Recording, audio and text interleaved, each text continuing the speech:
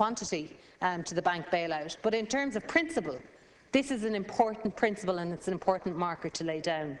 Deep and comprehensive changes to salary structures, to benefits and pensions, benchmarked against the VHI's competitors, must be the price for this taxpayers' injection. There cannot any longer in this country be any sacred cows. Equally, Minister, I want to urge you to reconsider both the change in tax relief and the alterations in the risk equalisation measures and explore further the scope for breaking up VHI and avoiding the necessity for taxpayer investment that will be funded by these measures. If the Government remains serious about implementing universal health insurance, it is an absolute inevitability that some form of tax incentives will be introduced to encourage people to take up policies. That is going to have to happen. The cost of the tax relief in 2013 will be a future cost for some budget year, most likely before 2016 if the universal health insurance policy is to be delivered when promised. So moving 50% of the country into private health insurance won't be done without some sort of tax relief, and I presume that the Minister knows this. Yet in the meantime, these very short-term savings to the state are simply going to impose longer-term costs on our public hospitals, and I fear that the Mater Private's enormous staff reduction announced yesterday may only be the beginning, as more and more people move away from the private policies and into the public health system, putting more and more pressure on the public health system. Is that seriously the outcome that the Minister set out to achieve when he came into office? I genuinely don't believe that was the objective. I think that this is a sort of a short-sighted, unintended consequence, but it is going to make it far more difficult to achieve the objectives of universal health insurance. Logically, moving people out of private health insurance now, only to try and shift them back into private health insurance in the very near future through a universal scheme is simply not going to be practical. It's not going to be possible. In Fine Gael, we ran on a platform of ending the two-tier system of health service. That was the system created by the previous government, which led to the very unique situation where private health insurance holders were basically eating up hospital infrastructure and staff. This situation reduces the level of public hospital infrastructure available to the other half of the country, this of itself is an unsustainable position. The consequences of the policy put forward, which is now enshrined in legislation, is to reduce the number of private health insurance policy holders entirely, which is resulting in the reduction of services in private hospitals. This has no effect in reducing the two-tier health system. It in fact reinforces it and further damages the public health system.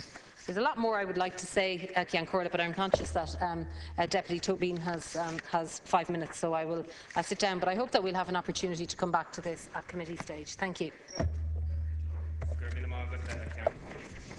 Ara, the health system in this country is in crisis, without a shadow of a doubt.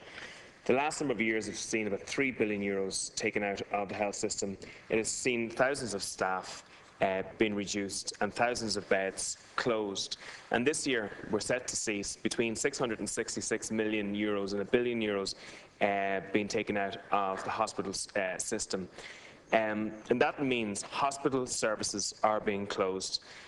For example, we've seen 8 out of the 9 HICCA watch list hospitals lose their EDs, and Our Lady's Hospital in Navan is now the last hospital standing on that watch list, and it's now threatened to be closed by December 2014, despite the fact that there isn't the necessary capacity elsewhere in the system.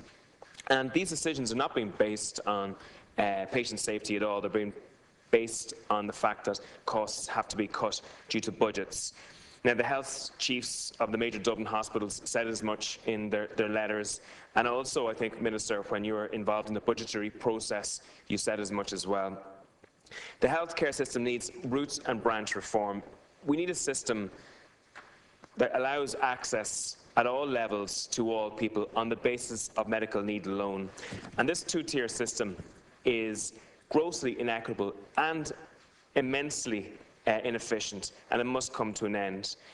We need a new universal public health system that provides health free in the point of access, on the basis of needs and funded from the general taxation system. We need a new system based on public service and social solidarity. We need a system where the state does not heavily subsidise the private sector, while at the same time expecting public patients to languish on public waiting lists. We need a system whereby a baby in my own constituency, 3 minutes from the hospital, doesn't die from meningitis while waiting extended levels of times for ambulances to arrive. We need a system whereby a rugby player has to wait 45 minutes for an ambulance after an injury in our own county, where a man dies of a heart attack in the Newgrange Hotel after 40 minutes waiting for an ambulance, where another man in Canistown dies after 40 minutes wait of an ambulance, where a road traffic accident victim waits 25 minutes but dies, where a child stuck under a 1-ton industrial gate for 50 minutes suffers internal injuries while waiting for an ambulance, and that a severe stroke victim who is waiting 40 minutes for an ambulance before she's actually brought to the hospital. And you know, we had a case recently in Ratos where a person took a panic attack, became non-responsive, unconscious, stopped breathing, and had to wait 35 minutes for an ambulance to arrive. Now, that day is not here yet. Those figures are admitted by the HSE in their press statements. That day is not here yet. The two-tier health service continues unabated. And significantly, the cost system continues to rise, both to the end user of the private health insurance and to the state. And the cost structures are not being properly tackled. We've seen a large number of people who are caught in the austerity trap. I think it's 60,000 people in the last year who have been forced to leave private health insurance. And most of these people, many with young families, are struggling to make ends meet and pay for health insurance. And one of my fears is that these steps may lead to further increases to the cost infrastructure of the private health system, and therefore we'll see many tens of thousands of more families shedding their health insurance over the next while. We're not going to change the government's ideological bent on this issue anytime soon, and it is necessary to ensure that some level of social solidarity and intergenerational solidarity exists within the system. It's therefore positive that risk is equalised within the health system, and that customers are not discriminated on the basis of age, gender and health status. In that element of the bill, I think it's a step forward, and I welcome the Minister's input into it.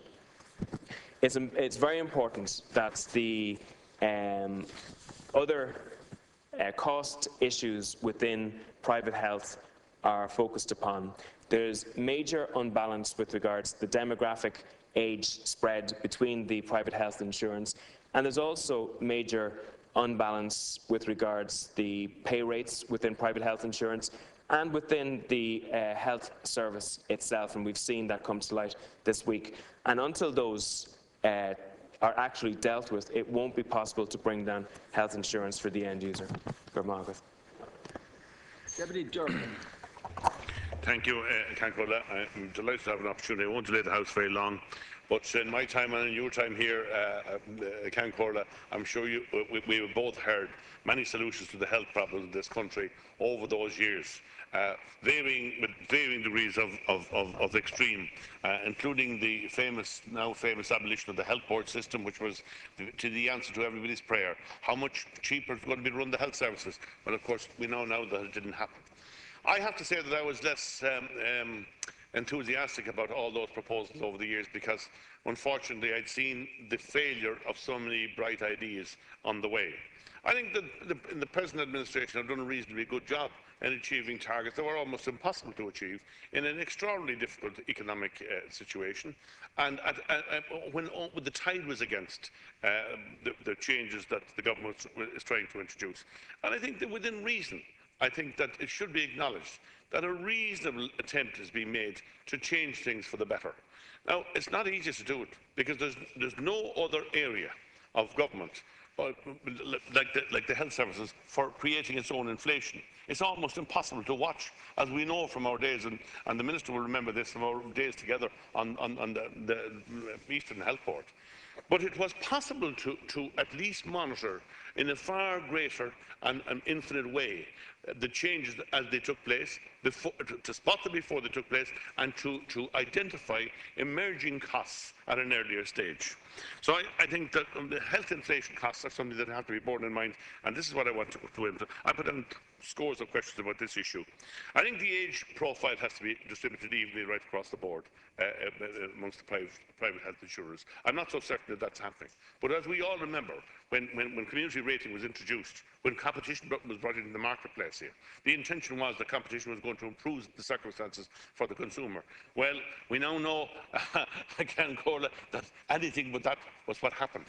But it is still possible, and I can't get the answer to these questions, the degree to which the age profile rotates between all of the insurers, because that's the basis on which everything stands. We hear on a daily basis that old guys like me shouldn't really be on have VHI at all, or private health insurance at all, because after all we were a burden in the system, failing to recognise that during the 70s and 80s and 90s, when interest rates were at 17 and 18%, we had to get insured then, and paid for the insurance, and a high rate of insurance, and at the same time paid interest rates and mortgages that were equally exorbitant. So I think that it should never be forgotten that there were burdens in those years as well, and the families of the 70s and 80s had to pay a heavy price for private health insurance then as well. So there's nothing unique about that. The contributory costs, and there are just 2 points I want to make. The contributory costs, I think, have to be assessed and acknowledged and monitored on a daily basis, because there is no other way to do it. And every time that there's an increase or a tendency to increase, I think that the health services, the administration, has to get involved immediately, because they take on a life of their own. For instance, and I put this down in questions over the time as well, HICWA moves in, for instance, we'll say to a nursing home, for example, and they say, in order to achieve the highest quality and standard in health and safety, which is not always true, we're going to subdivide the wards within the system in order to bring it in, to modernise it, despite the fact that many of the people in those wards don't want that done at all. That it has nothing whatsoever to do with health and safety. It is all to do with somebody creating a situation which is going to cost more. So the result of that is now that the staff to patient ratio is increased to an extent that is no longer viable. So now you have less patients in the institution, and now it becomes less cost effective. This thing goes on a regular basis, and I cannot understand how nobody has arrested it. The last point I want to make is the question about the private versus the public. And I have to say this, Corla, I am not at all satisfied that adequate supervision has been applied to the extent to which both sectors, in fact, are contributing to dramatic increases in the cost of private health insurance. And I don't want to go into the details of any of the cases that I've dealt with. I'm sure everybody else in this House has dealt with them as well. But I can assure you one thing, that some of the bills that I have seen for even minor procedures in both the public and the private hospitals are just appalling. And if there's ever anything to happen that's going to curtail the escalating costs of the health services in this country, that's the area that has to be targeted, and has to be done as a matter of urgency. And I have no doubt at all, and I've spoken with, as I'm sure everyone else here has, spoken with scores of people who had experiences of that nature, when the cost of the procedure is such as to frighten the patient, not alone place a burden on them that they can barely handle and in terms of premiums, but also to frighten the patient at the time. Thank you, Deputy. I call on the Minister to reply. Good morning, God. Well, thank you very much, Count Corla. And I'd like to thank all those who partook in the debate to date on the bill. I'd like to perhaps address some of the specific issues raised by some of the contributors.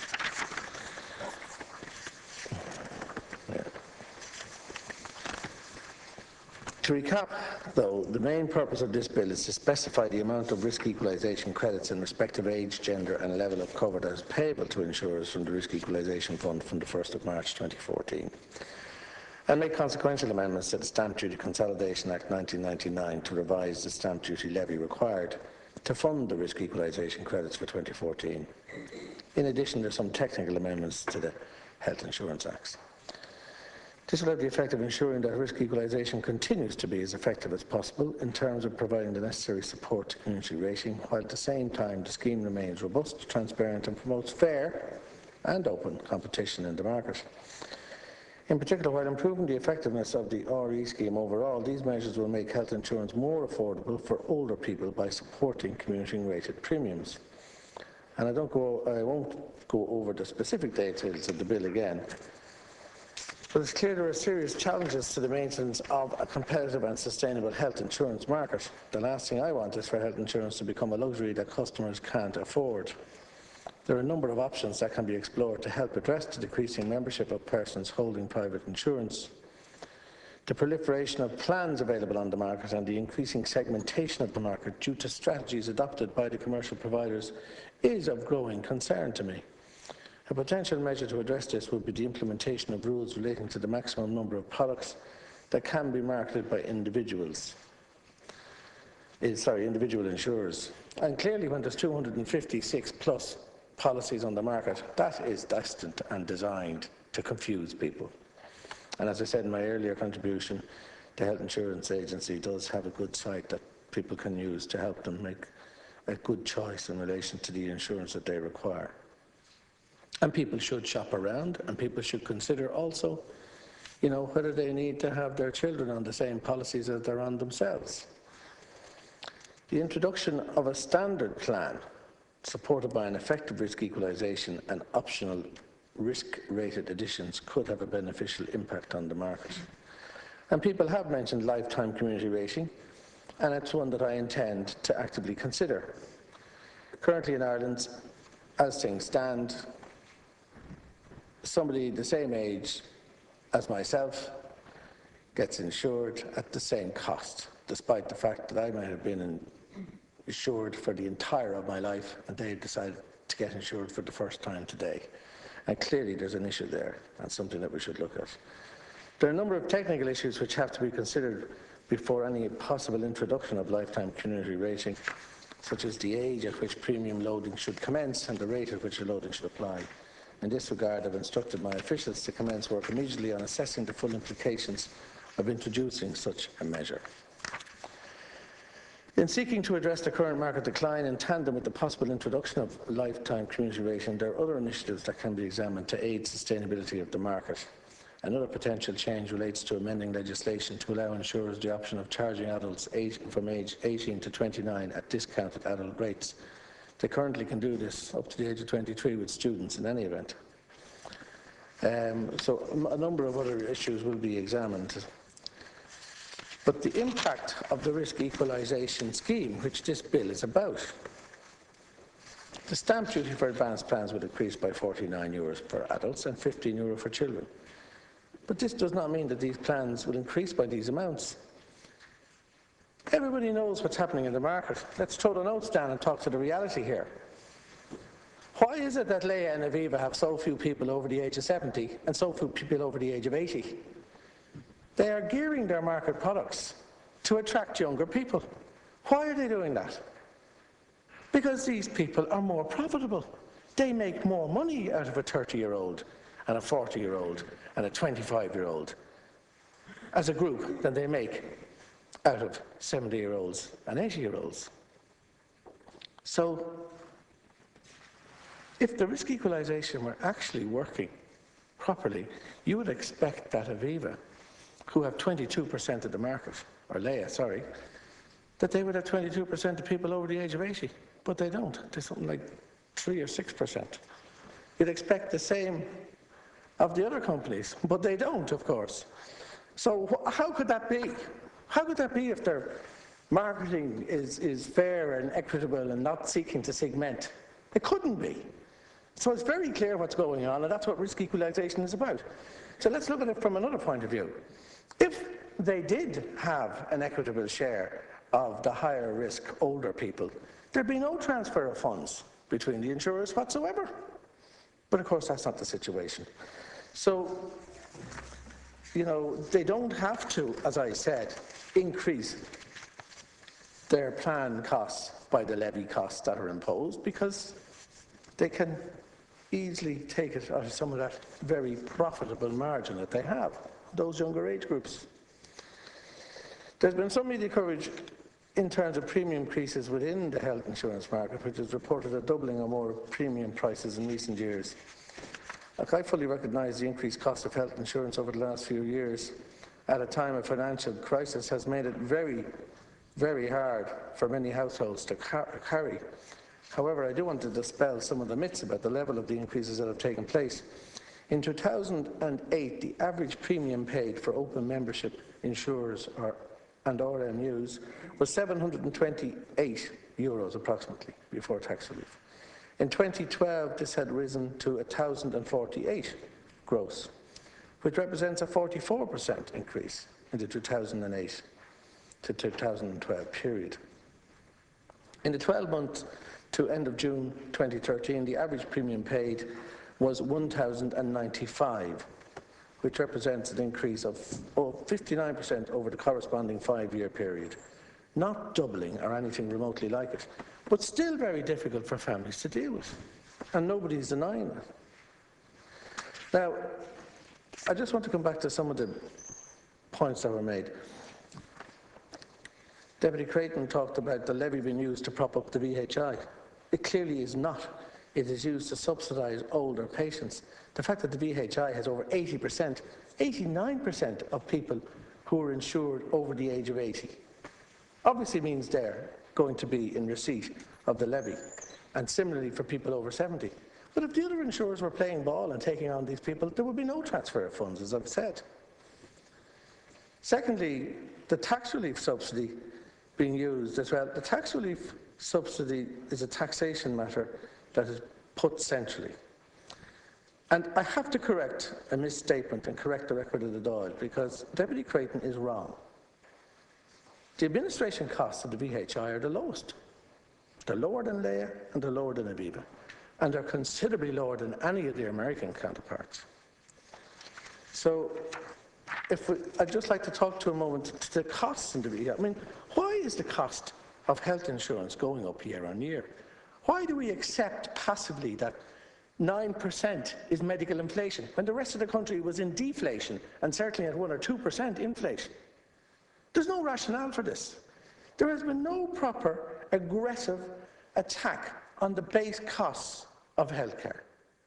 Now, 2 years ago, an individual made €1 million out of the VHI alone. Last year, an individual made €850,000 out of the VHI alone. That's before you take into consideration what monies may have been paid by the other insurers and what money came across in cheques and cash across the table. I don't care how good you are. That level of remuneration is not something that's sustainable in this country. And it's clear that we have to benchmark what we're paying, why we're paying it.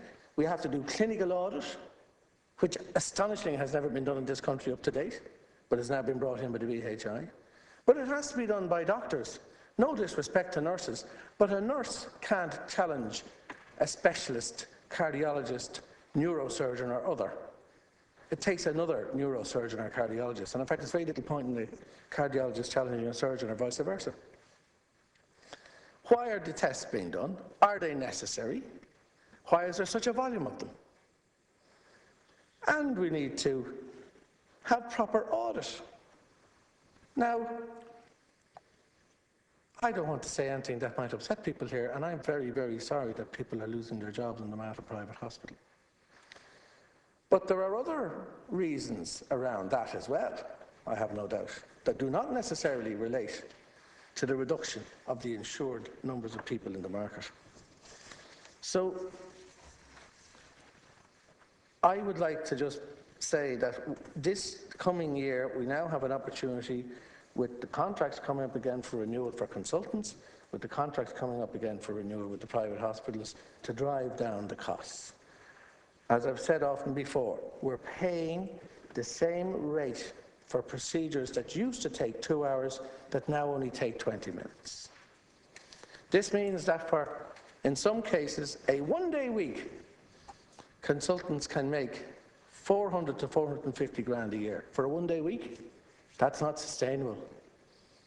And none of this has been tackled in the past, and it's going to be tackled now, and Pat McLaughlin's group is looking at this. And I want to put it on the record here that this is not about consultant bashing. There are excellent people working in our services who are consultants who work very hard and do more work than they're actually contracted to in our public sector. But there are others who are not and who are abusing the situation. And they will be dealt with. But similarly, the cost issue has to be dealt with. And certainly if we're going to move to universal health insurance, we have to deal with that before we get there. And we will. And as I said earlier, Count Corla, you know, the average length of stay has gone up in the private sector and it's coming down in the public sector. So there's a lot of learning to be done on both sides, and we can learn from each other, and I'm sure we will. I really have to take issue with Deputy Patrick Tobin's list of some of the things he alleges has happened. I mean, I can tell you, as a doctor, Deputy Tobin, nobody stops breathing from a panic attack for 35 minutes. And anybody who stops breathing for 35 minutes isn't going to survive unless they're on life support. So, yeah, you can, but I can tell you as a doctor, panic attack does not do that to you. In a panic attack, you may stop breathing for a couple of seconds and the reflex kicks back in and you start breathing again. Or else you're not having a panic attack. Now, I can tell you that. I'm not sure you can diagnose that. Yeah, sure. Yeah, you know, some of the things you cited now are sort of bordering on the fanciful, to say the least. But then again, that's something new coming from the party that you represent. You know, oh, sorry, I beg your pardon. You know, you talk about the health service being in crisis. So I accept and acknowledge that we face a really serious challenge and that a lot of money has been taken out of our budget and that a lot of staff have gone. But if it's in crisis now compared to what it was before we came into power and before I became Minister for Health, there's 34% less people who have to endure long trolley waits now than in 2011. It's only 2.5 years ago, January 2 years ago, that there was 569 people lying in trolleys around this country in a single day. So we've reduced that by 34%, and there's still too many people lying on trolleys, and we continue to work. And I commend the men and women who work in our health service who've achieved this, despite near 20% reduction in budget and 10% reduction in staffing levels. We did meet the target. Over 90% of people last year treated within 9 months of going on an inpatient waiting list. And the year before, we got it down to the year. But before that, people were waiting 2 years. And over 90% of people have been seen and had their endoscopy in the 12-week period that we have set. And over 90% of children have had their inpatient treatment in under 20 weeks. So that's not a health service in crisis, spiralling out of control. That's a health service that's actually recovering and starting to do things in a different way. And again, I have to give my thanks to the men and women who work in the service. I'm not aware of somebody who has, and I'm very sure that there have been very sad cases of loss of life due to meningitis. It's a very dangerous septicemic type condition. And thankfully we have vaccines against a number of strains of it now, which have reduced the death rates. But I don't think the ambulance wait of 20, you know, I'd love to get the details on that one from you. You mentioned stroke as well. Again, the clinical programs have now taken us from the bottom of the pile in Europe to the very top of the league in terms of those who get thrombolysis. We are now saving, in a short period of 2 years, we have gone to saving nearly a life a day from stroke through the use of our stroke units and thrombolysis, and also preventing 3 people a day from going into long-term care. So there has been considerable improvement in our health services, but we've a long way to go. We face serious challenges. This country faces serious challenges. And, you know, we do expect to get out of the bailout next month, and that's just another key step along the road to recovery. And I know you'll be very much in favour of us taking back our financial sovereignty and making decisions for ourselves.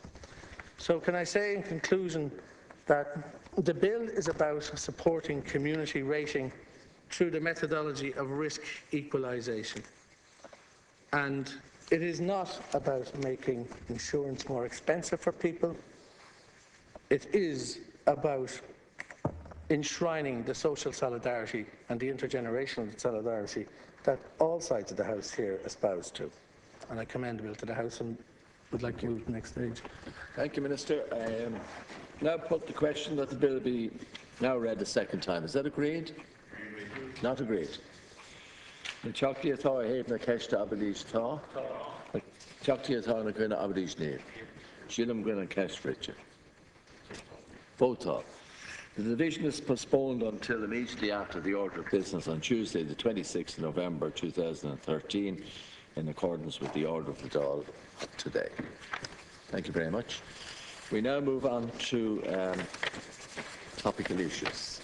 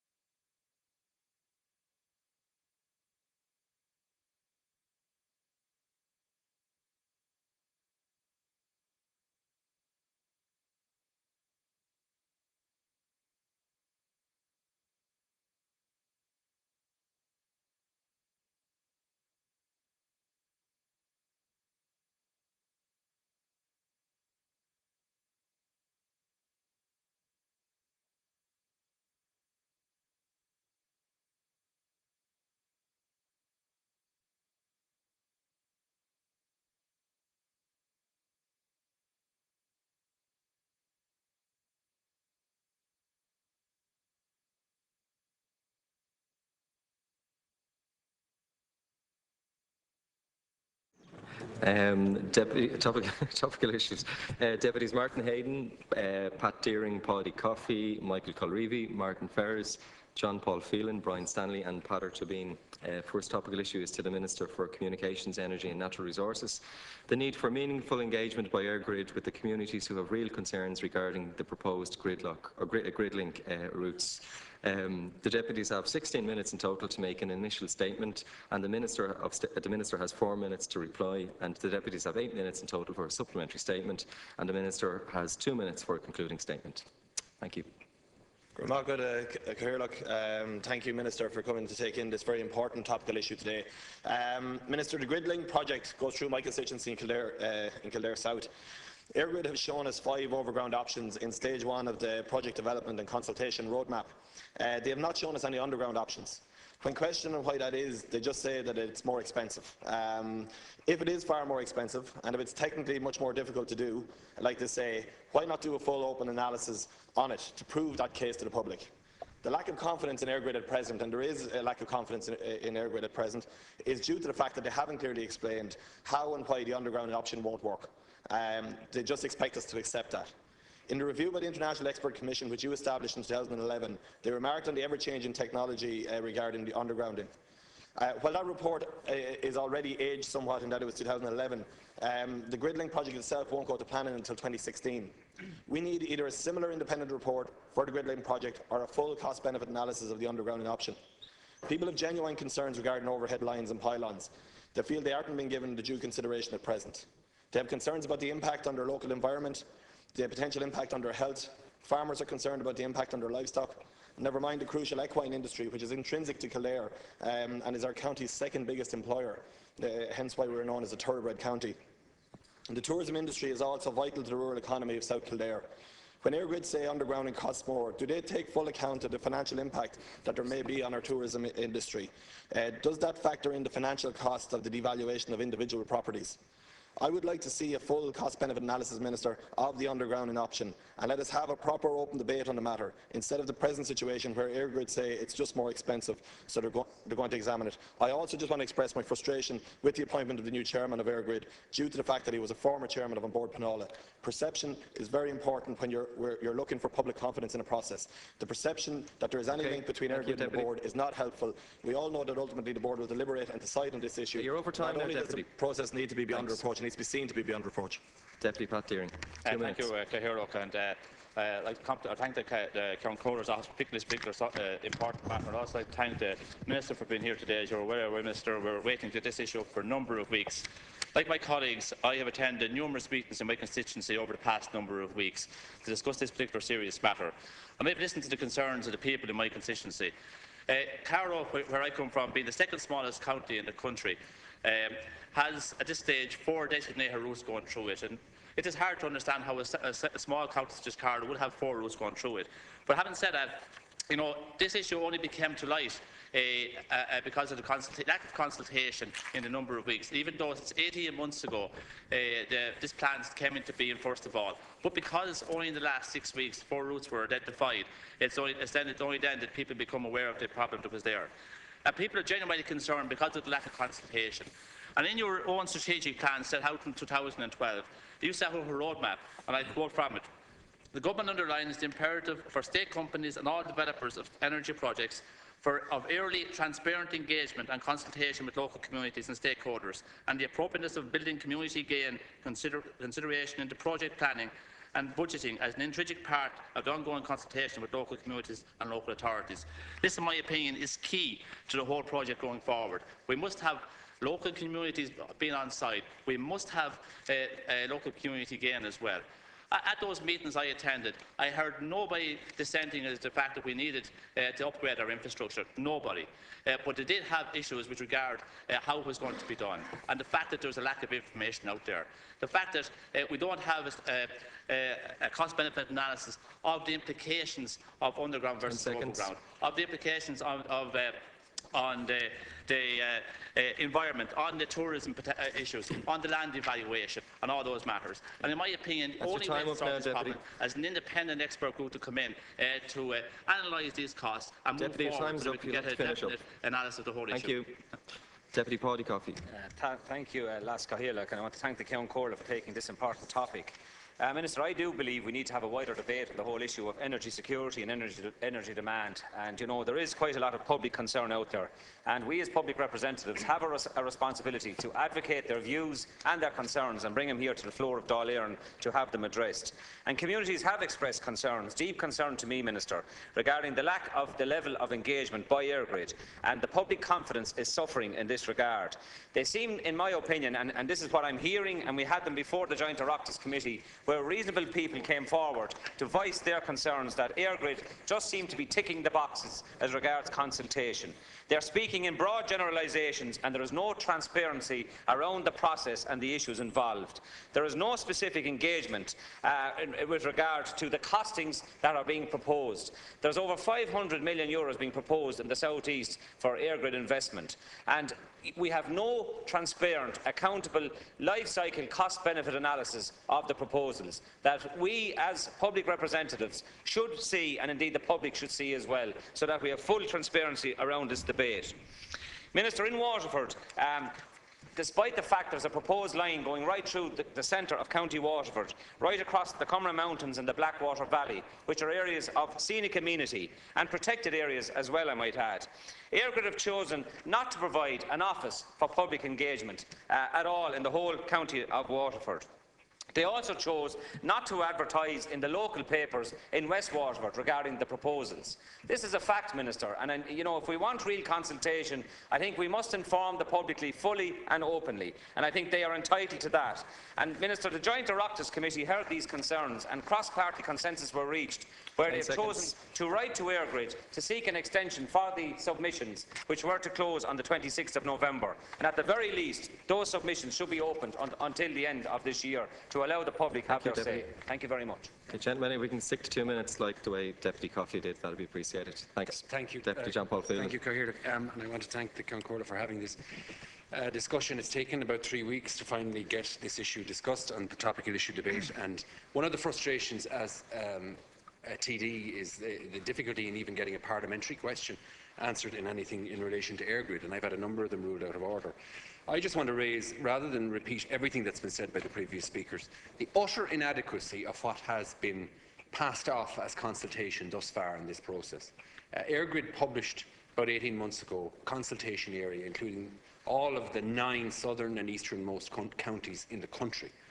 Most of the area which could never have been a potential location for any potential route for any of these power lines to be constructed. And despite this consultation and an area encompassing a population of over 1 million people, there was only 500 responses, which kind of gives the indication that the consultation was certainly far from effective in alerting the general public as to what was proposed. I want to join with my colleagues in asking that the very bare minimum that the general public deserve is that Eirgrid would examine all the available options. In 2012, the government produced a new set of guidelines, which Deputy Deering referred to, for Eirgrid to look at new technologies and to examine them. And it's just not satisfactory that Eirgrid now would say there are 4 or 5 routes across the country, including my own county of Kilkenny, where we're considering putting up pylons and power lines, and to not spell out to the general public the cost implications, a detailed cost-benefit analysis as to the potential of undergrounding these particular wires. Nobody believes that I've spoken to that this infrastructure shouldn't be built, but the very least that the general public deserves is a detailed cost-benefit analysis, and it's proving almost impossible for that to be delivered. Thank you. Thank you, Deputy. Deputy Brian Stanley. This issue is causing huge concerns in County Laois, in my own constituency. We from Sinn Féin handed in a submission today into Eirgrid over this, into Eirgrid headquarters. We're very concerned about it. We see the need to upgrade infrastructure. We don't have an objection in principle, but we have to say that there's been very little consultation on this. We're very concerned about the huge pylons that are planned, over 45 metres in height, almost 150 feet. We cannot ignore the communities along the route, and I know the Minister said that he doesn't have any great problems with these pylons, but we can't ignore the communities that live along where these rows of pylons are going to be placed. In County Laois, there's a fantastic landscape along the proposed route, along to Rossmore, Cretty Yard, Killeshin, Ballylinen, with houses dispersed right across it and farmland. So we must try and protect that. What people in Laois are concerned about is the impact on farming, the impact on landscape, hedgerows, the visual impact, and particularly the impact on tourism, which the County Council and local community groups are trying to promote that in the southeast of the county. The impact on architecture and the potential health impacts, along with, of course, the devaluation. Undergrounding has to be a real option, and for much of the route. And I have to say that we all agree that it costs more initially, but we must look at the long-term benefits of this. It lasts longer, it has a longer lifespan, it reduces the loss of power through transmission, it has less disturbance of the cable, it's not affected by severe weather, it's lower maintenance and less environmental and visual damage. So let's look at the long-term factors, and surely if we learned anything, let's not always go for short-termism. Let's look at this over a 30, 40 and 50-year period, Minister, and let's look at the long-term benefits of undergrounding where possible. It may not be possible everywhere, I accept that, but there are areas where it is possible. Thank you very much. Deputy Patrick Dubin. I think the Cathaoirleach might be right. This is total gridlock, I think, with regards to the government's plans here. The North-South interconnector goes through County Meath and has been pushed for the last 6 years, but I think that the government looks like it's opened too many fronts, and this is just not a regional issue anymore, it's now a national issue, and I think it's going to get bogged down as a result. There's no doubt there's need for improvement in infrastructure with regards to allowing sustainable energy onto the grid and also plugging into the European grid. But for me, the most important issue here is around the issue of health. And the European Commission body, SNCNIHR opinion states, the previous conclusion that ELF magnetic fields are a possible carcinogen, chiefly based on childhood leukemia results, is still valid. It also states, for neurodegenerative diseases and brain tumours, the link to ELF fields remains uncertain. New epidemiological studies indicate possible increases in Alzheimer's disease arising from exposure to ELF.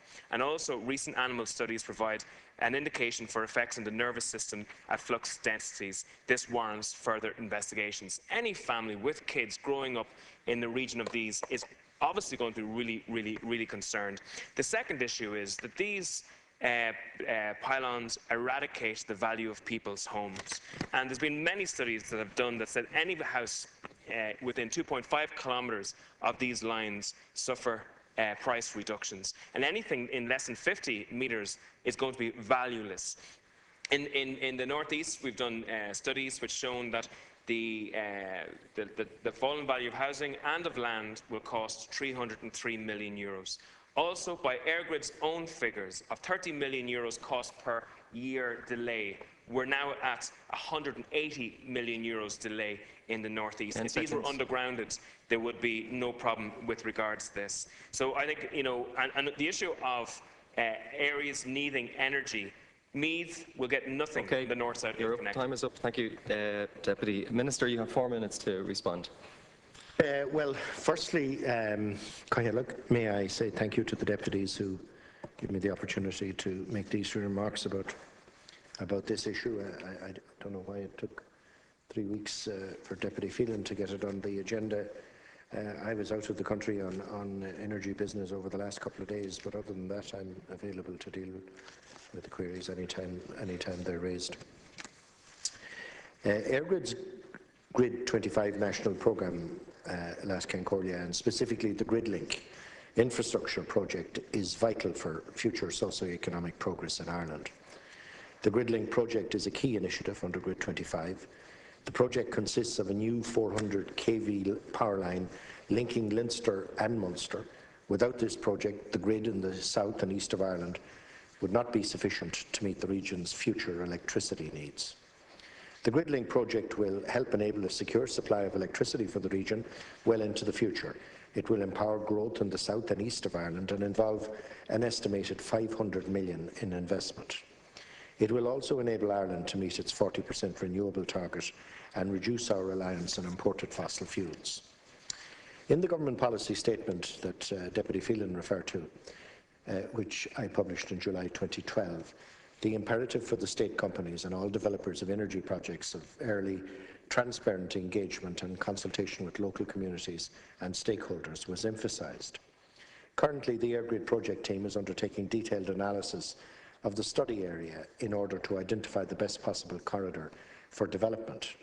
As part of this process, on September 3 last, Eirgrid published the Stage 1 report on the GridLink project, identifying a number of overhead route corridor options for the new 400 kV power line. The publication of that report coincided with the beginning of a 12-week public consultation period. I'm aware that Eirgrid is fully committed to extensive public consultation and that the company has been engaging in a comprehensive process in regard to the GridLink project, which has involved opening regional information centres, a low-call project information telephone line, and local radio advertising backed up by national and local print advertising. Eirgrid opened 5 project information centres at Middleton, Carlow, New Ross, Carrick-on-Shore and Kilcullen. I understand that 33 open days were held within the project area over the past 16 months, and that since autumn 2012, the GridLink project team has visited marts, shopping centres, agricultural shows, attending over 120 events to date, where thousands of stakeholders have engaged with the team and had an opportunity to inform themselves about the programme in more detail. I'm also aware that the project team briefs and updates county councils, town councils, chambers of commerce and other local organisations and national and local politicians regularly, and have done so since the launch of the project in April 2012. The current consultation process is a key opportunity for public input, as no decisions have been made regarding the final route of this electricity line. Eirgrid has stated that it will fully take on board information and views in relation to the GridLink project, which is still at an early stage. Ultimately, it will fall to An Bord Pleanála to determine whether the views expressed have been adequately taken into account in the final project design. In relation to the issue of undergrounding, I should first of all say that Eirgrid, under its licence as the transmission system operator, is obliged to plan the electricity transmission network in the most safe, secure, economic and reliable way possible. Eirgrid has set out in their information brochure for the current consultation process the rationale for why overgrounding is preferred to undergrounding generally and in relation to this specific project. Eirgrid has also stated in that same document that it is recognised that underground cabling may have to be considered to mitigate against identified environmental constraints for this project, and that this would be thoroughly investigated during the project development process. I understand the concerns raised by people in relation to the various aspects of grid development, and that there should be full opportunity to explain all aspects of the GridLink and other projects under Grid 25. I'm aware that the Joint Committee on Transport and Communications yesterday, as has been referred to, met with a number of anti-pylon community groups from the southeast, north and northeast regions and the concerns of the groups concerning grid development. I understand that the committee intends to write to Eirgrid on foot of the discussions, and also that it intends to meet with representatives of the company and my department at a meeting scheduled for the 4th of December. Thank you, Minister. Deputies, you have 1 minute each for a supplementary statement. Thank you, and thank the Minister for his response. Minister, the Eastern Uplands in Kildare is listed in the Kildare County Development Plan and is singled out. And two of my constituents in recent months had planning permission refused by Kildare County Council for a two-storey house and a dormer house, respectively, due to the Kildare County Development Plan policy LU1, which states, to ensure that the development will not have a disproportionate visual impact due to excessive bulk, scale or inappropriate siting, and will not significantly interfere or detract on scenic upland vistas when viewed from areas nearby scenic routes, viewpoints and settlements. Planning permission was denied on both occasions, as the structures, which would be both less than 9 metres in height, would be contrary to proper planning. Yet the same individuals could see a 45-metre high pylon get a planning permission in the same location. Now, you can plant hedging and trees around a dwelling to screen it in an area, but it's very hard to screen in any way a 45-metre high pylon. People just don't understand how that could happen. Thank you, Deputy. Deputy Deering. Mr. again for his response. We have GridLink so far. The bottom line, Minister, I don't think you got our point. The consultation process is flawed. As you say, there are a number of offices have been opened over the past 18 months. A number of meetings have taken place at marts and shopping centres and so on and so forth. But until the lines are actually put on a map, nobody took any notice of that. Human nature being what it is, that is when people will stay up and take notice. That is why the consultation process is flawed. And that is why an independent expert group, in my opinion, is required to come in and do an analysis of the situation. At this stage, Eirgrid have no credibility in the matter because of the fact that the way they've carried on so far, because of their arrogance as regards the way they've dealt with the people so far. I spent a day last week listening to John Lowry, the project manager of Eirgrid, being very, very determined about the way it was going to be. It was going to be underground only, and because of the cost.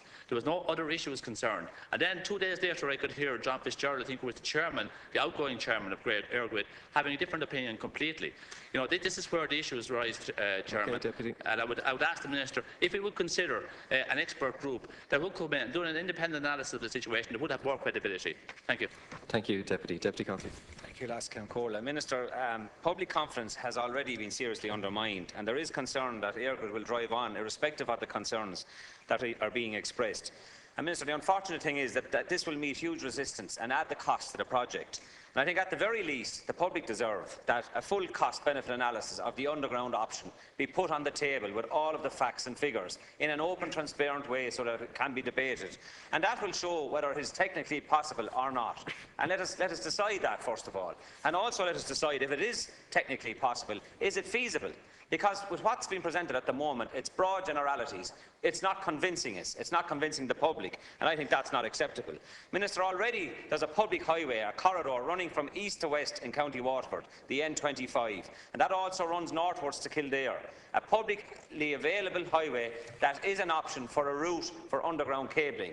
I need to know whether that's a viable option or not, but no figures have been presented except a €500 billion cost for overhead lines with no detail and no specifics, and I think we need more. Thank you very much, Chair. Thank you, Deputy. Deputy John Paul Phelan. Thank you, Cathaoirleach.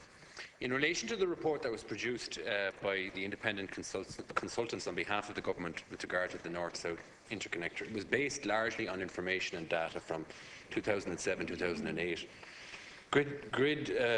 Eirgrid in the GridLink project have already admitted, I suppose, in their public documentation that the earliest that this GridLink project will go to planning will be in 2016. So in that 8-year intervening period, I think it's not unreasonable to suspect that technologies will have changed substantially. And I'm struck by one particular point on the last page of the Minister's comments where he spoke about the responsibility of Eirgrid for the transmission network in the most safe, secure, economic and reliable way possible.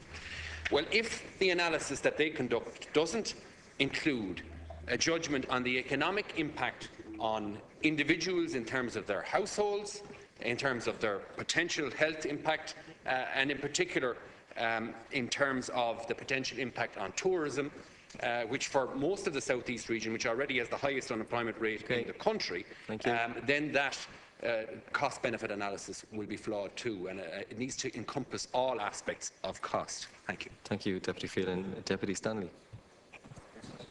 Thank the Minister for his reply. I suppose the concern about this is that the Strategic Infrastructure Act is going to be used to ram this through, and that was brought to this House here in 2006. I think, Minister, you abstained on it at the time. We opposed it because we've seen the powers it's going to give to the large corporations to drive through these type of projects. The process has been flawed, as many of the speakers have said. I think that now, we must look at this again, and we must amend that Act to give communities a real say in this and how it happens. And could I just say, Minister, that in relation to the underground, when you come up along from the South East, you have the N9 the whole way up along, and we highlighted this here, or my colleagues that were in the chamber at this time, the need to lay these cables beside motorways. You have the N9 running the whole way up along from the South East right up along to the middle of Leinster. That's where the cable should have went, beside that. That's what you should have done at the time. The ducting should have been put in for it. If that had to be done, we wouldn't be here having this discussion. Could I just ask, the last thing I want to ask you is this, is the consultation process closes on the 26th, and I have to say that everyone here has agreed, everyone that I heard speak, that they're agreed that the process has been really flawed. over time now. I would ask you to get Eirgrid to extend that to the 1st of January. I would ask that as a simple request. Okay, I think keep the process open to the 1st of January. Okay. Deputy Tobin. I suppose in the last few months we've seen an old Fianna Fáil trick happen where Fine Gael TDs and Labour TDs have played government TDs in Dublin but opposition TDs down in their constituency. They correctly complain about Eirgrid's consultation as a merry dance, but that's all it is. Eirgrid is not an independent fiefdom. It must operate within the boundaries of government legislation. None of these pylons, none of these power cables will be built in your areas if you ensure that the legislation to underground them goes ahead. So you have the power here, and don't outsource the power to Eirgrid in this. And with regards, is it technically feasible? Of course it's technically feasible. It's happening already. The 70 kilometres undergrounded in this state. The Danes, the French, the Spanish are already undergrounding these types of cables on high voltage direct currents. So I would say to the Minister, create the legislation that undergrounds. None of this type of infrastructure should be forced on the back of communities that are against it. Thank you, Deputy. Minister, you have 2 minutes for a concluding statement. Yeah, thank you, Chairman. I mean, I do get the point. I can tell Deputy Deering I do get the point that what he's saying is that there is a formal process of consultation, but that there isn't real engagement. And I'm concerned about that because after the situation on North-South, I had a number of direct discussions, apart from the publication of the 2012 policy statement, where I made plain to them that I wanted them to engage with citizens along the route in their own language and explain to them why it is necessary that we have a safe, secure energy supply in this country. And a lot of money has been spent in doing that. And it's very disturbing to hear it coming back from a wide cross-section of opinion that the quality of engagement is defective. Because I gave you figures earlier about the number of open days, about the extent of interaction at community level, in the mart or shopping centres or whatever it is. And it is disappointing.